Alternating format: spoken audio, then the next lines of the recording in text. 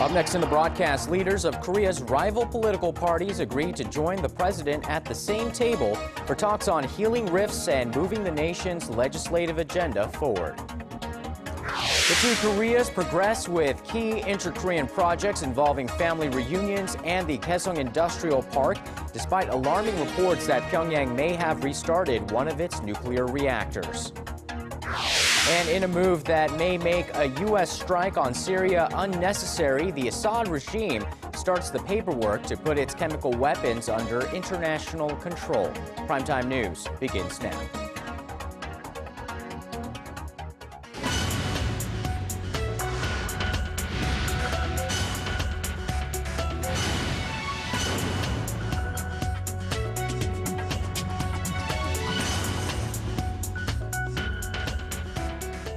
Good evening and welcome to Primetime News. It's Friday, September 13th here in Korea. Live from Seoul, I am Yoo Ji-hye. And I'm Sean Lim. Thank you so much for joining us.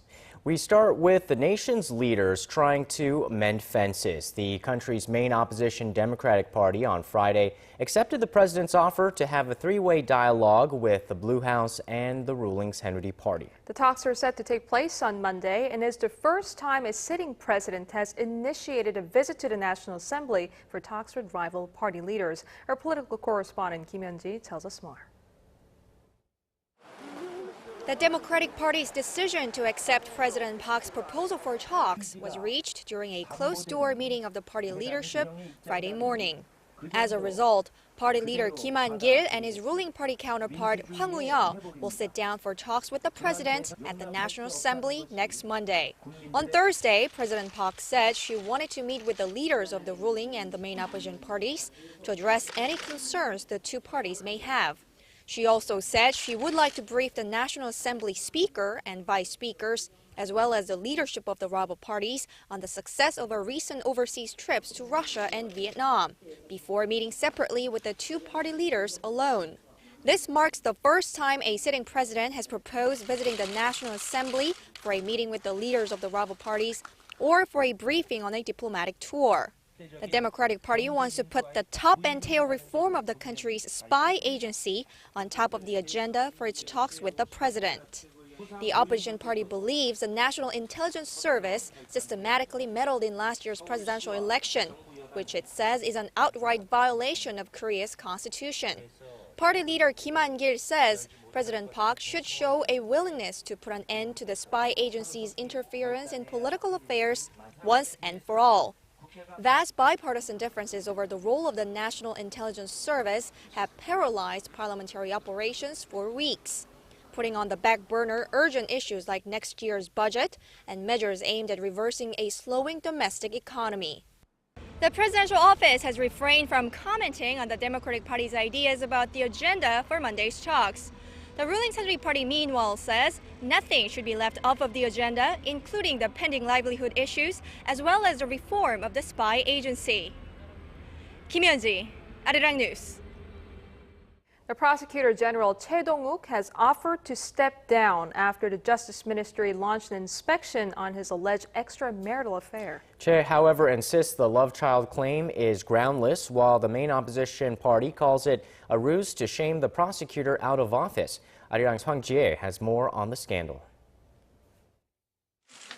Korea's Prosecutor General Choi Dong-wook said Friday that he was resigning from his post over claims that he had an illegitimate son. The chief prosecutor once again denied the allegations, adding that he hopes similar scandals that make it hard for officials to do their jobs do not happen again. I've done my best to lead the prosecution in the right direction, according to the law and principles, for the past 5 months. I thank the people. Choi's offer to resign comes shortly after the Justice Ministry ordered an inspection into the allegations. It's the first time such a probe has been ordered against the country's top prosecutor over a personal scandal. Officials from the prosecutor's office said that Choi thought it would be inappropriate to lead the organization while he was under inspection. The Joseonilbo, the nation's largest daily, reported last week that the nation's top prosecutor had fathered a child out of wedlock back in 2002. The prosecution had been taking a wait-and-see approach on the matter since Tae had assumed a tough stance against the conservative daily, saying he would file a lawsuit and take a DNA test if necessary. The ruling's Haenuri party weighed in on the matter on Friday, expressing regret while asking the court to uncover the truth. The opposition Democratic Party, on the other hand, said that Tae was forced out of office in an attempt by the presidential office and the nation's intelligence agency to tame the prosecution. Critics have raised speculation that Tae might be at odds with the current administration over an investigation into allegations that the National Intelligence Service intervened in last year's presidential election. Hwang Ji-hye, Arirang News. The two Koreas have moved one step closer to holding reunions of families separated by the Korean War later this month. On Friday, they exchanged lists of people who are available to meet with their long-lost loved ones on the other side of the border. Our Kim Hyun-bin has the latest. The two Koreas have exchanged a list of surviving separated family members that are available to take part in reunions later this month. It's the next step in the process to reuniting families separated by the Korean War. Late last month, the South Korean Red Cross gave the North a list of 250 North Koreans they wanted located for the reunions. The North in turn asked the South to locate 200 South Koreans who have surviving family members in the North. Of that total, the Korean National Red Cross in the South was able to find 149 people. The next step following today's exchange will be the final confirmation of those who will take part in the reunions later this month. The two sides plan to exchange their final list of 100 people each on Monday. Priority will be placed on age and direct family membership. Those who are chosen will be allowed to have 5 relatives accompany them during the reunions, which are scheduled to take place at the North's Mount Keungang Resort from September 25th through the 30th. Seoul and Pyongyang held their first reunions back in 1985, and since then about 3,800 families have been reunited. There are still issues the two Koreas need to come to an agreement on before the next round of reunions can take place. The North has yet to agree on using 2 hotels designated by the South as lodging for South Korean citizens. Our government's stance is to use the 2 hotels in the north, but Pyongyang has yet to respond. We are preparing as if the designated hotels will be used. The Ministry of Unification said that 97 technicians are currently at the Mount Keungang Resort in the north to refurbish facilities ahead of the meetings. Kim Hyun-bin, Arirang News. Despite signs of an apparent thaw in relations between the two Koreas, recent satellite images are raising some concerns that North Korea may have restarted a nuclear reactor it shut down years ago. Having been informed of the alarming news, the member nations of the six-party talks stopped short of confirming the report, yet relayed their concerns. Our Hwang Sung-yi tells us more. Washington said Thursday it would be a very serious matter if North Korea had really restarted its research reactor at the Yongbyon nuclear complex. Recent satellite imagery suggests a 5-megawatt plutonium reactor at the facility may be back in action. The reactor is capable of producing 6 kilograms of plutonium a year that can be used for making nuclear weapons. U.S. Chief Nuclear Envoy Glyn Davis said that if the reports are true, North Korea is violating its international obligations. It would violate a series of UN Security Council resolutions. It flies in the face of North Korea's own commitments and promises they've made over the years. The Yongbyon reactor has been sitting idle since 2007, and the North had destroyed its cooling tower 5 years ago as one of confidence-building steps in six-party denuclearization talks involving the two Koreas, the U.S., China, Japan, and Russia. What is confusing is that these latest reports come as Pyongyang appears to be showing a willingness to return to dialogue. North Korea's closest ally, China, noted the reports and reiterated its dedication to see the denuclearization of the Korean peninsula. China has always dedicated itself to maintaining peace and stability on the Korean peninsula and to enacting its denuclearization. This is in the interest of all sides and requires the collaborative efforts of all sides. Quoting a diplomatic source, Russia's Interfax news agency said the nuclear reactor, which was built in the 1950s, is in a nightmarish state and warned of dire consequences if it was restarted. The International Atomic Energy Agency, the UN's nuclear watchdog, said it's following the reports, but added it doesn't yet have a clear understanding of the situation. Hwang Sang-hee, Arirang News.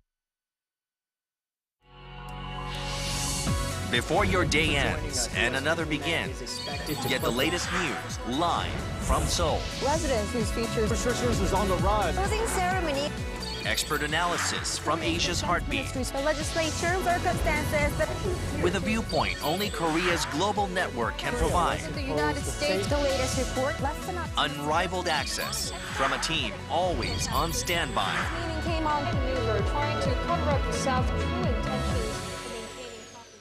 While capital flight is already being seen in some emerging economies triggered by fears the U.S. Federal Reserve will soon wind down its bond purchases, Korea may be well shielded from a possible foreign outflow and may even benefit the most from the rosier outlook. Our Kim Ji-yeon reports.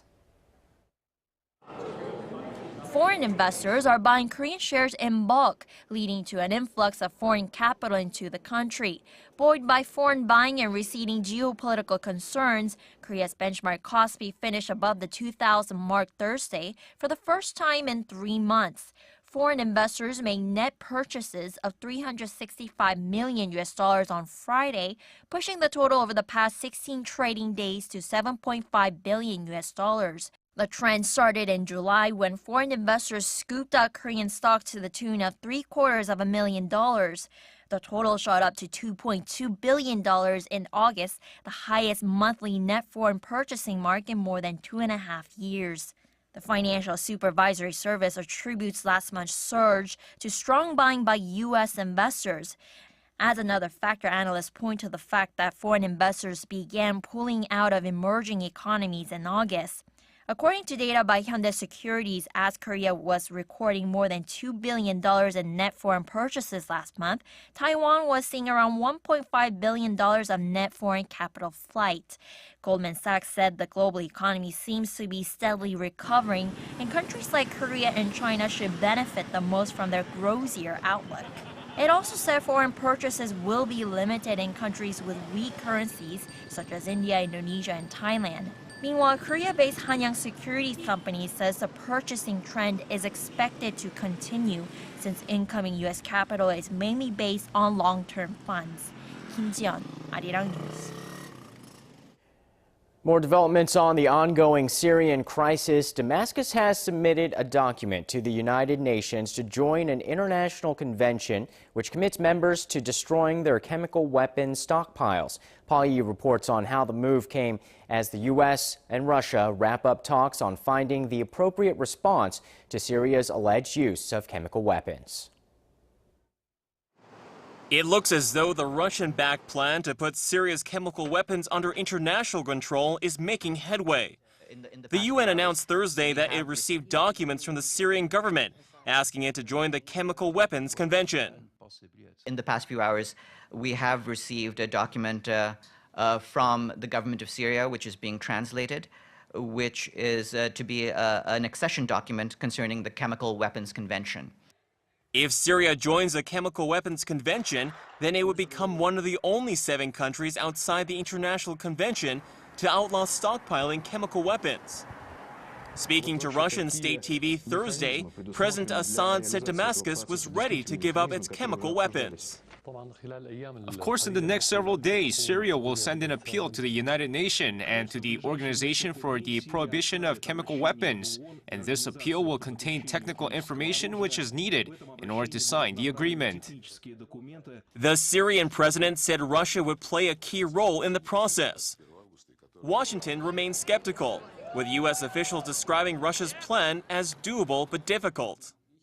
Regarding the probe into the chemical weapons attack that sparked the crisis, one Australian diplomat said there was a good chance the chief UN investigator's report on whether sarin gas was used or not would come out next Monday.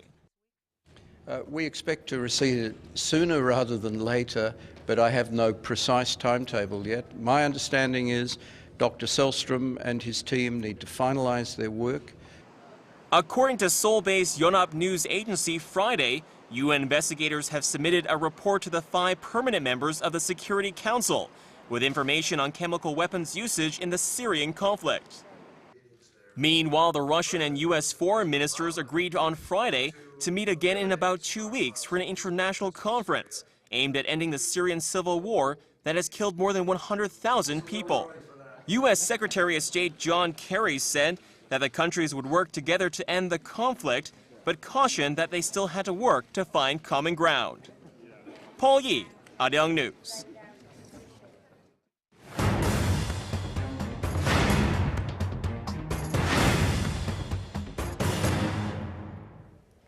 Smartphones have become an indisputable accessory to modern life, and now this most prized tech accessory is about to get a load of its own app-accessories. As smartphones evolve, new gadgets are now coming into the market to supplement a virtual experience with a physical one. Our Yudian joins us now with a few of these new devices that are part smartphone app and part accessory. Welcome to the program. Hi guys, so I did definitely bring some of the products out here to give you guys a better idea of what this smartphone accessories are. But before we begin, I need to take a picture of you two. Oh, okay. So if you guys could pose for me just for a second. Cheese. All right, I'll tell you guys what that's for later in the program. And now I have this little white gadget right over here. And since Sean, you're closer to me, why don't you snap this onto your index finger on your left hand. And it'll take a minute for it to send data into this tablet PC, which I will turn on just right now. And basically what it will do is start sending in data of your health. So it will give you a personal health checkup on this smartphone. So it's going to take about a minute, so we'll leave you be for now. And so I did bring some of the products out here, but I also went out to some of the stores here in Seoul to see what kind of smartphone accessories are there on the market, and also to find out the reason behind this growing trend. So take a look. This mini CCTV can be placed in your home and will send live feeds directly to your smartphone. It's a product targeted at working moms who can keep their eye on their kids no matter where they are. And as there are an increasing number of single men and women who keep pets at home, this can be used to watch over their dogs via their smartphones. This gadget here can be used as a laser pointer for presentations once it's plugged into the audio jack of a mobile device. Smartphone accessories have evolved from cases and protective films to devices that serve multiple purposes. We sell USBs and external hard drives that can be connected to smartphones to give it more storage space, and cables that allow HD footage to be played from your smartphone on a TV monitor. The rise in the smartphone penetration rate naturally led to a boom in the smartphone accessory market, with its market value expected to reach nearly $2 billion by 2015. But there's still a place for the more old-fashioned accessories. More than half of the smartphone accessories market is dominated by cases, a third on protective films, while about 11% is taken up by various smartphone gadgetry. Experts say, however, that it is this gadgetry, which includes accessories that converge hardware and software of the smartphone, that's expected to grow significantly in the coming years. As there are an increasing amount of applications that allow users to do various things, consumers want to make better use of these features by connecting them to different hardware that can be used simultaneously with applications. It's a trend, he says, that's a win-win for both consumers who can make better use of their smartphones and companies who can more easily enter the smartphone market. Companies do not have to bother coming up with an operating system or a smartphone device to enter the smartphone market. Anyone can enter by coming up with a simple application and a sub-device that goes along with it. So the demand for both consumers and producers are there. The key, he says, is for these companies to figure out the specific needs of the consumer and create both an application and a hardware device catering to those needs. All right, well, I think my minute is done with this. Can we get the results of my health scan? Right, your results are right over here. And if you look at this picture of this heart right here, it's supposed to show your health healthiness of your heart from a scale of very bad to very good, and you're right between good and normal. So I guess that's a good news. Okay. And on right next to it is the heart rate, and right next to it is also the stress level that they measured, and you're right between free and high. So I guess you have just the right amount of stress. Okay. So I guess it's pretty useful in that when you're traveling, you could bring this around and keep your about health a minute? in check. Yeah, just a minute. Quick and easy. So I have another gadget right here, and if you guys remember earlier on the show, we of course took a picture of you guys. What this is actually a mini photo printer. So I'm gonna go ahead and unlock our smartphone and load this application, and of course this is the picture of you guys. And I'm gonna say print, and it's right now sending. Wow, so all without wires. You don't have to hook anything up. So that's gonna take about a minute or so, so we'll just leave that there for now until it comes out. Very practical. So Leon, you, due to time constraint, you had a chance to show us just a couple of gadgets, but I'm sure there are a wide range of services available. So what's the outlook for the market? Will consumers actually pay for these gadgets? Well, experts say that because smartphones are becoming an integral part of our lives and it's becoming more essential to us, it's inevitable that these smartphone accessory markets will grow to some extent. But the trend is just emerging, and these gadgets that I brought out here is pretty high end. So the companies for now are targeting a niche market. So as I said earlier, we're going to have to see if these companies really start coming out with products that will really hit the needs of these smartphone users and maybe kickstart a boom in this smartphone accessory market. Right, so Leon, I hear a little buzz there. Does that mean the printer is working? Yeah, it's almost it's coming out. The photo. You see the colors coming out? My goodness, it's better than Polaroid. Right, it's much smaller than Polaroids too, so, here you are. That is great. Right, and the colors are not too bad. It's quite vivid. Oops. Wow. You guys want to take a look at it? Sure. There you go. It looks like, oh my goodness. Pretty good. It's a pretty solid photo. Well, it seems like the colors are very bright. It's amazing how it just got sent with no wires or whatsoever, and it was so quick. I guess we have many other toys to look forward to in the future in this market. Thanks so much for this report. No problem.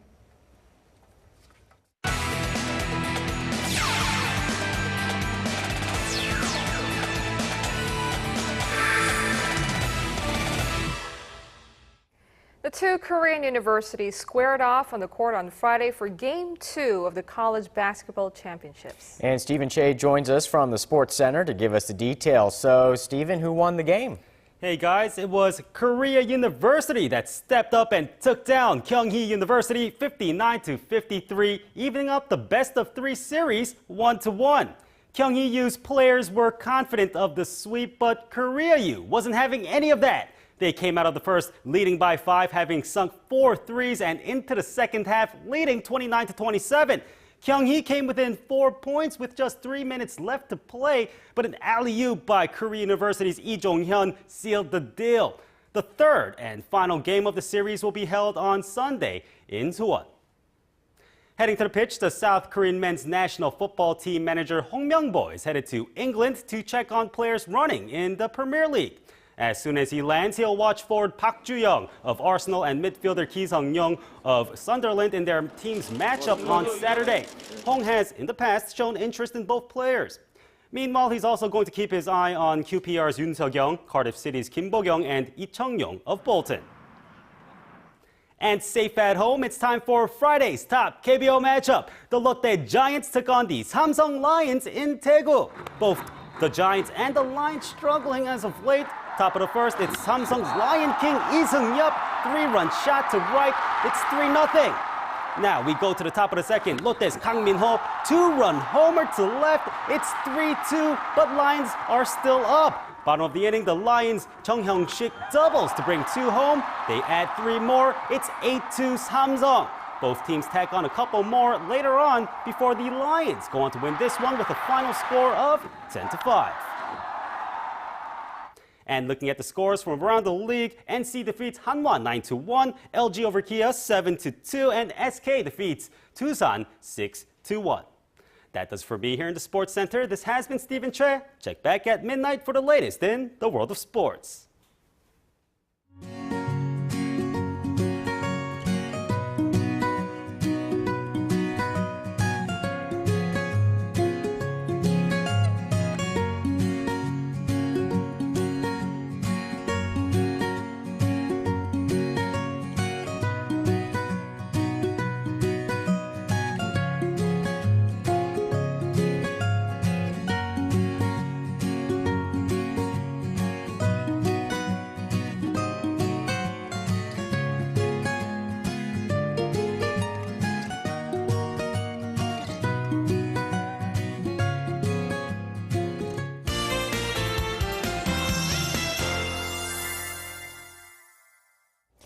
Let's go over to our Kim Bo-kyung at the Weather Center for the latest forecast. Hello there.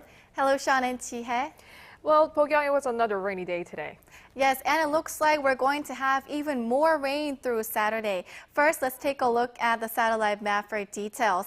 The nation is under the influence of a low pressure front. This is why we're seeing cloudy skies and rain throughout the nation. Tomorrow in the central regions, there may be over 30 millimeters of rain per hour along with thunderstorms and strong winds, so please make sure to have an umbrella handy. This nationwide rain should gradually come to an end tomorrow night, and it looks like we're headed for a sunny Sunday. Now, taking a closer look at tomorrow's numbers, rainy Seoul should get up to 25 degrees, Daegu and Gwangju to 26. Meanwhile, Busan should top out at 27. Now, moving on to other regions, Daejeon should have similar weather conditions as Seoul with a daytime high of 26 degrees. Meanwhile, Dokdo and Mangkeugang should peak at 26 and 18 degrees respectively. Well, that's all I have for you this hour, but join me for another update after midnight. And that's our broadcast on this Friday night. I'm Yoo Ji-hye in Seoul. And I'm Sean Lim. Thanks for joining us. Have a great weekend. We'll see you soon.